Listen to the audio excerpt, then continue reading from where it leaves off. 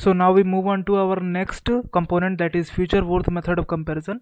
और future worth method of comparison क्या होता है कि कोई भी पर्टिकुलर, जैसे कि हमारे एग्जांपल के कोई इन्वेस्टमेंट है, तो अगर हमने आज कोई इन्वेस्टमेंट करी है तो एन ईयर्स के बाद उस इन्वेस्टमेंट की क्या वैल्यू होगी, तो उस तरह के कैलकुलेशंस करने के लिए हम future worth method of comparison का यूज़ करते हैं। जैसे कि मैंने प्रेजेंट वर्थ में बताया था, तो फ्यूचर वर्थ में भी दो तरीके होते हैं देखने के लिए, ये कंपैरिजन करने के लिए। एक होता है हमारा revenue dominated cash flow diagram, जिसमें कि ये हमारा कैश फ्लो का डायग्राम है। इसमें क्या होता है कि इनिशियल इन्वेस्टमेंट हम करते हैं जो कि होती है पी, और उसके बाद हर ईयर हमें कुछ रेवेन्यू मिलता है, चूँकि ये रेवेन्यू डोमिनेटेड है। तो फर्स्ट ईयर में R1 रेवेन्यू, सेकेंड ईयर में R2 रेवेन्यू, थर्ड ईयर में R3 रेवेन्यू, जेथ ईयर में RJ revenue and nth year में RN revenue with S salvage value. और जो सेकंड कंपोनेंट होता है हमारा cost dominated cash flow diagram, एक कंपनी के पर्सपेक्टिव से। सो कॉस्ट डोमिनेटेड में क्या होता है कि हम अगर आज कोई पर्टिकुलर मतलब मशीनरी या सेटअप किसी भी काम करने के लिए बिल्ड कर रहे हैं, या फिर मान लीजिए हमारे पास कोई लैंड पड़ा हुआ है, खाली लैंड, जहाँ पर हमें कोई कंस्ट्रक्शन करना है, हमारे पास मल्टीपल अल्टरनेटिव है, तो हम चेक करना चाहेंगे कि फ्यूचर में कौन से अल्टरनेटिव पर हमारी कॉस्ट मिनिमम होने वाली है। तो अगर हमें अपनी कॉस्ट को मिनिमम करना है तो उस केस में हम ये cost dominated cash flow diagram ready करेंगे और फिर हम कंपैरिजन करेंगे। तो हमारे पास ये इसका एक डायग्राम है जिसमें हमारी इनिशियल जो कॉस्ट लगती है वो होती है हमारी पी, और हर ईयर हमको कुछ ना कुछ कॉस्ट लगती है अपने ऑपरेशंस को चलाने के लिए। फर्स्ट ईयर में C1, सेकेंड ईयर में C2, ऑन एंड ऑन, जेथ ईयर में CJ and last nth year में CN with scrap value S और साल्वेज वैल्यू। सो मैं आपको एक क्वेश्चन से एक्सप्लेन करता हूँ ये दोनों फ्यूचर वर्थ का कंपैरिजन कैसे करना है। तो ये डॉक का लिंक मिल जाएगा।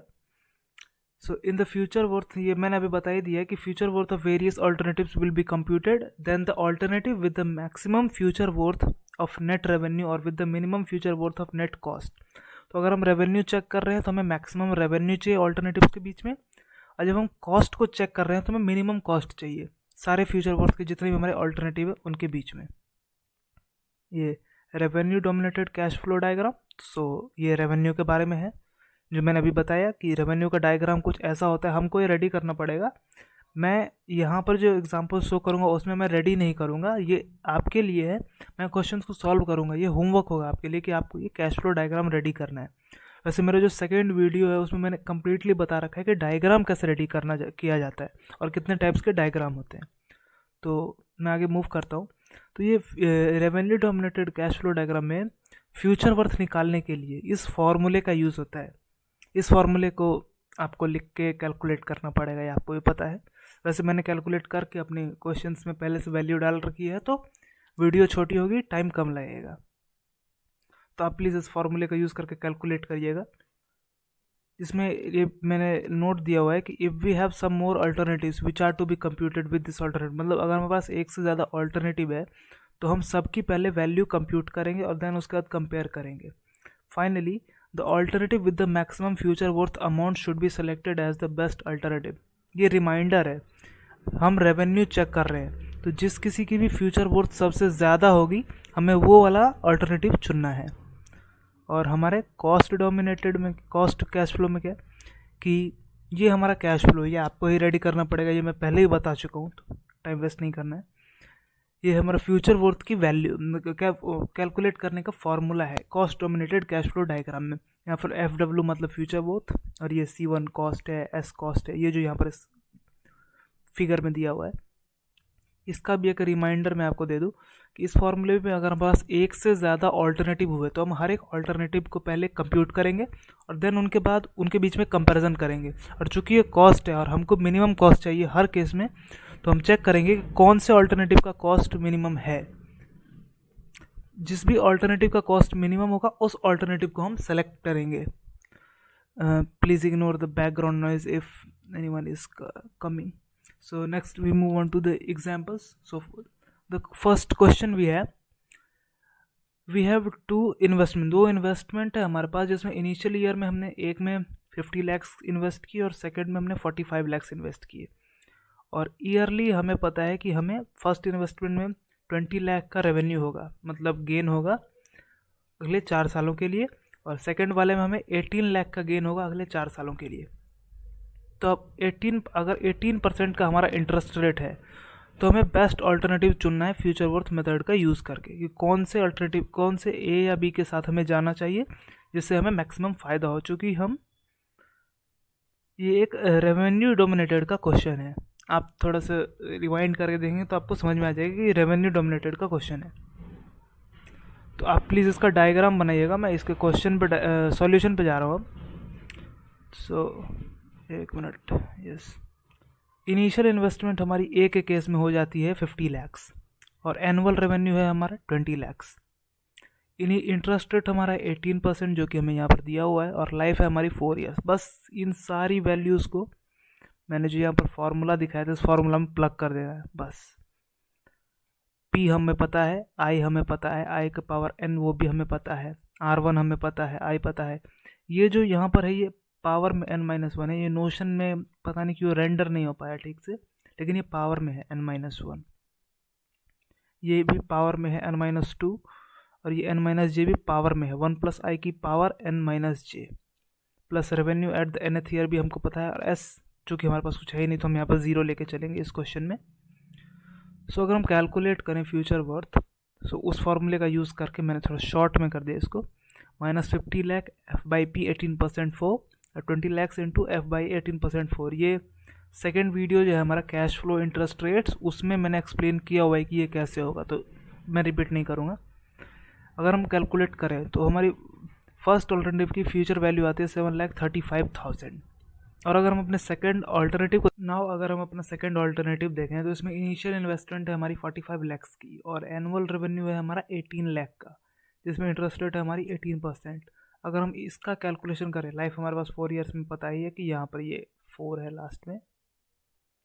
सो अगर हम अपने इसका कैलकुलेशन करें उसी फॉर्मूले में प्लग करके, ये P नहीं होगा ये F होगा, सो ये हो जाता है हमारा 6,61,500। क्लियरली हमें पता है कि हमें हाईएस्ट वैल्यू वाली ऑल्टरनेटिव चाहिए, तो 7,35,000 ये हायर है। So the future worth of alternative A is greater than the alternative B, thus alternative A should be selected.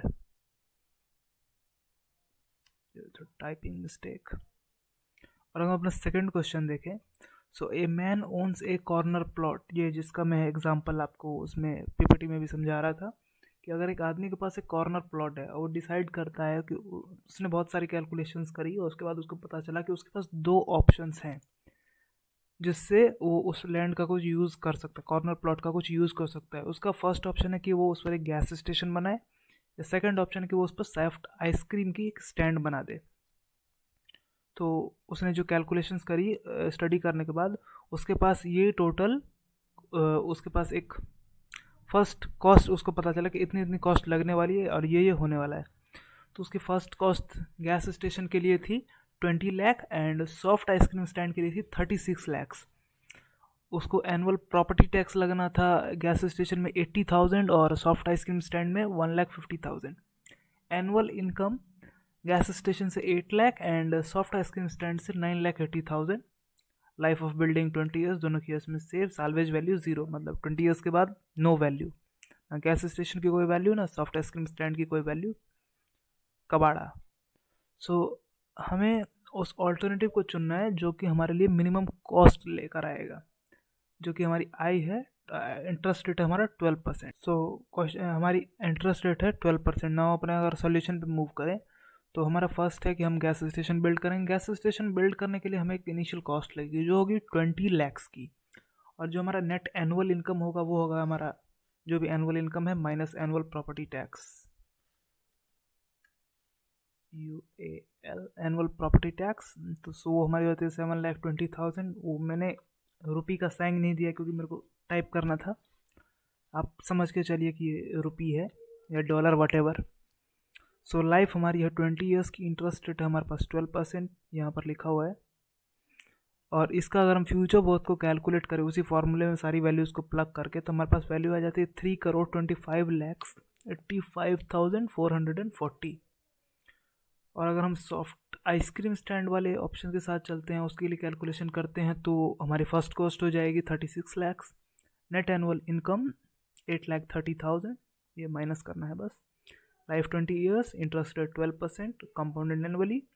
So future worth अगर हम उसी फॉर्मूले में प्लग करके कैलकुलेट करें तो वो हो जाती है हमारे 2,50,77,560 रुपीज़। कौन से वाले से हमें ज़्यादा इनकम होने वाली है? Please comment, pause the video and comment. दोनों की वैल्यूज़ आपके सामने है। गैस स्टेशन से 3,25,00,000 और सॉफ्ट आइसक्रीम स्टैंड से 2,50,00,000।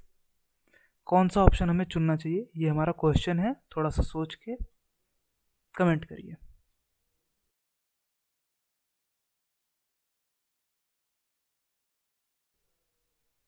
सो होप कि आपने किया होगा। मैं आंसर रिवील करता हूँ। The future worth of alternative 1 is greater then that of alternative 2, thus building the gas station is the best alternative.